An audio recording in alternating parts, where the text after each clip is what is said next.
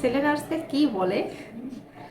আসসালামু আলাইকুম সবাইকে। নার্সিং লার্নিং এর পক্ষ থেকে আমি আফসানা মিমি আপনাদেরকে স্বাগতম জানাচ্ছি আরেকটি খুব সুন্দর ভিডিও নিয়ে। আজকের ভিডিওতে আমি একটা কমন কোশ্চেনের উত্তর দিব। কমন কোশ্চেনটা হচ্ছে যে অনেকেই ভ্রান্ত ধারণা নিয়ে থাকেন হয়তোবা নার্সিং এ শুধুমাত্র মেয়েরাই পড়াশোনা করতে পারে, ছেলেদের জন্য হয়তোবা নার্সিং না। আসলে এটা হচ্ছে আপনাদের ভুল ধারণা। নার্সিং হচ্ছে ছেলে মেয়ে উভয়ের জন্যই। ইভেন আগে যখন স্টুডেন্ট ছিলাম, নার্সিং সম্পর্কে আমার কোনো ধারণা ছিল না। শুধুমাত্র নার্সিংয়ের এই সাদা পোশাকের জন্য হয়তোবা আমার আজকের এই নার্স হয়ে ওঠা।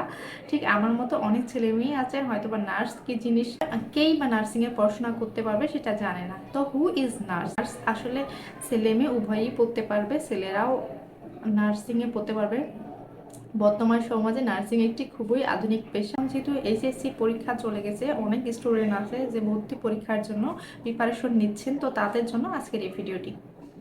তো অনেক ছেলেকেই যখন বলা হয় যে নার্সিংয়ে ভর্তি হবা কিনা, তাদের প্রথম প্রশ্নই থাকে ছেলেরাও কি নার্স হয়?